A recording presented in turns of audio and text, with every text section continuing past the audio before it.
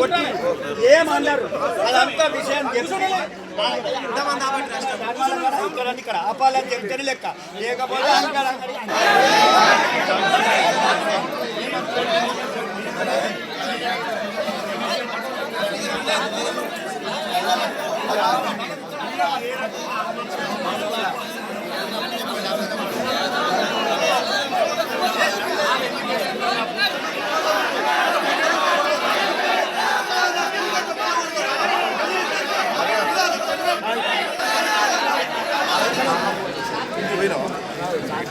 సంపత్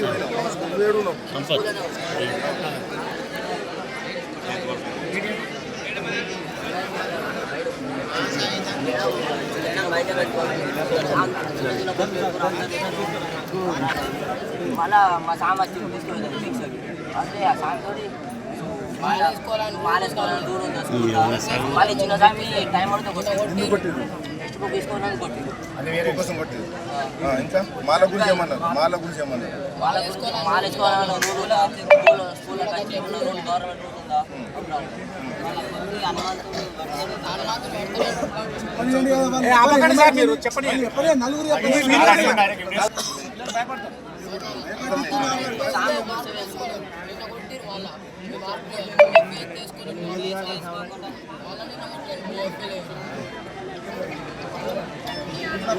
మీరే చెప్పాలి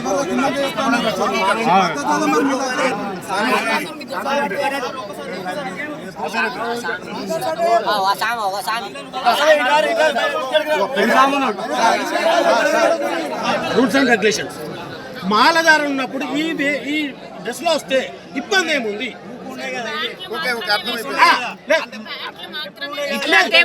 కొట్టుకోవాలని స్థితిలో వాళ్ళు ఉన్నారు. లుంగీలు ఉన్నాయి. వాళ్ళు మిస్బిహేవ్ చేస్తే కళ్యాణం పిలిపించి కంప్లైంట్ చేయండి.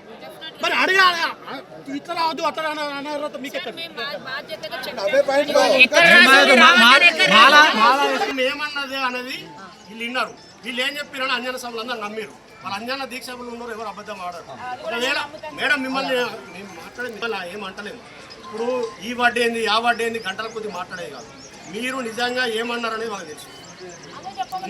ఆ వడ్డీ ఒక్కటి మీరు అన్నారా లేదా అంటే దాన్ని ఏదో ఎప్పుడు వీళ్ళొచ్చి వాళ్ళొచ్చి అంత ముచ్చడం అవసరం లేదు. ఈయన మళ్ళీ లేచిన వాడు నువ్వు ఏమన్నవాడు మీరంటే వాళ్ళకి గౌరవం ఉండాలి, భయం ఉండాలి. మేము ఒప్పుకుంటాం, ఖచ్చితంగా భయం ఉండాలి. కానీ మీరు పర్సనల్గా ఒక రిలీజియన్ మీద మీరు అది చేయదు. రిలీజియన్ మీద మీరు అట్లా చేయాలి. నేను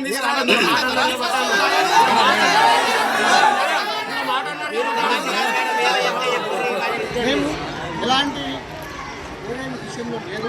ఒకవేళ ఏమైనా నా ఆప్షన్తో ఏమైనా మిస్టేక్ పెట్టినట్టు ఉంటే ఏమి మనకు ఎలాంటి ఇష్యూలో ఉండము. కాబట్టి వాళ్ళ తరఫున నేను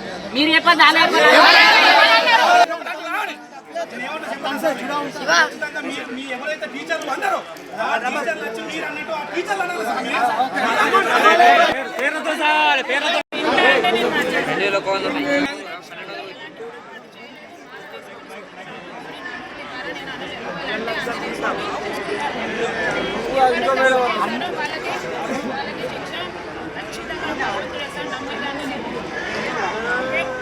నేను అన్న మాటల ద్వారా ఎవరైనా ఇబ్బంది పడుంటే వాళ్ళకి భగవంతుడు సాక్షిగా అది మంచిగా చెడు ఆయన చూసుకుంటారని చెప్పి వేరే టీచర్ వల్ల మేము బడి కోసం తాపత్రయపడ్డాం. అని ఏదో పొరపాటు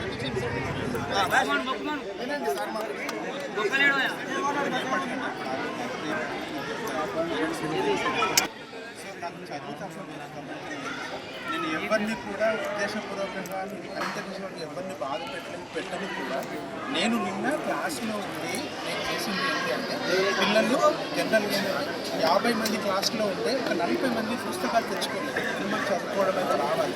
ఎంతో నమ్మకం ఇచ్చి పిల్లలు మా మీద నమ్మకం ఇచ్చి వీళ్ళకి చదువు చెప్పి పంపించాలి.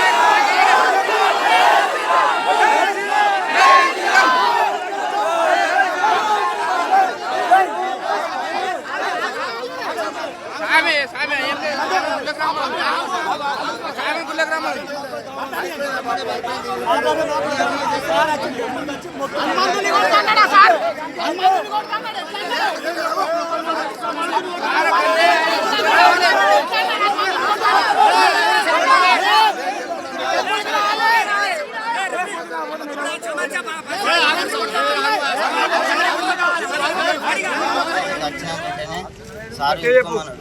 పోతే ఆయన ఎందుకనంటే ఆయన ఆఫీస్ రూమ్లో తోలుకో ఫోన్ చెప్పించింది మా వాళ్ళు. ఫోన్ చెప్పి పాయింట్ వేసుకుని రమ్మన్నాడు.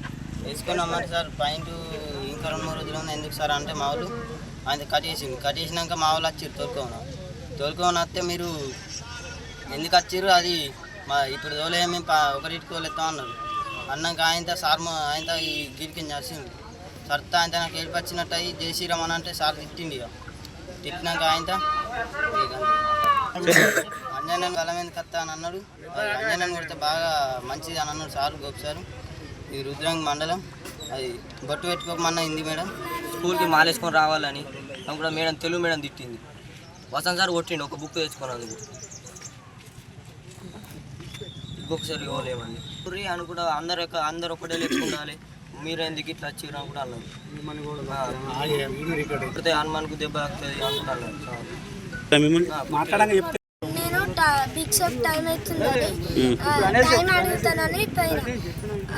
జ్ఞానేశ్వర్ అనే ఒక అబ్బాయి ఉంటాడు. ఆ బిగ్ షాప్ టైం అవుతుందని టైం అడుగుతానని పోతే వెనకకి వచ్చి చంపిండు. ఇంకిద్దరు ముగ్గురిని చంపిండు మా క్లాస్.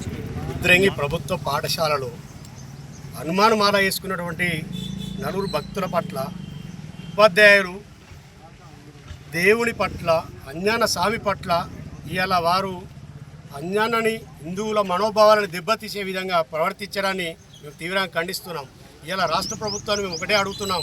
ఈ హనుమాన్ మాల ప్రారంభమైనప్పటి నుంచి ఈ తెలంగాణ రాష్ట్రంలో కొన్ని ప్రాంతాలలో హిందువుల యొక్క ఉనికిని హిందువుల యొక్క శక్తిని ఆపాలే ఏ విధంగా అని చెప్పేసి ఒక కంకణం కట్టుకొని ప్రభుత్వ పాఠశాలలతో పాటు ప్రైవేట్ పాఠశాలలో చదువుతున్నటువంటి విద్యార్థులకు మాలలు వేసుకోవద్దు, హిందువుల యొక్క ఐక్యమత్యాన్ని వస్తే మాకు ఉనికి పోతుంది అనే ఒక దౌర్భాగ్యమైనటువంటి ఆలోచన కొంతమంది ఉపాధ్యాయులలో కుహన మేధావుల రూపంలో ఉన్నారు.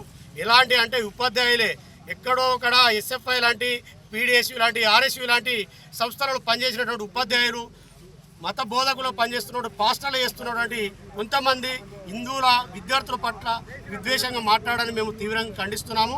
ఈరోజు మేము మీ క్షమాపణతోని ఆగడం కేవలం మా రుద్రంగి పాఠశాలని గౌరవం కాపాడుకోవాలని ఒక ఉద్దేశంగానే ఆగడం జరిగింది.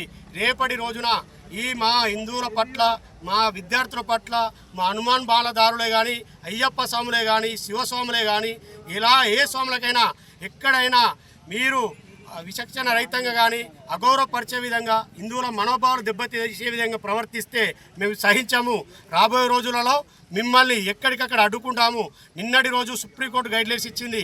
ఇప్పుడు మరొకసారి చెప్తున్నాం, మీకు నిజంగా ఉపాధ్యాయులు ఎవరైతే మీరు ఉన్నారో మీకు భారత రాజ్యాంగం మీద గౌరవం ఉంటే మీరు ఏ పద్ధతిలో అయితే జాబ్ తీసుకున్నారో అదే పద్ధతికి సంబంధించినటువంటి మతాన్ని అనుసరించాలి, బొట్టు పెట్టుకోవాలి, గుడికోవాలి.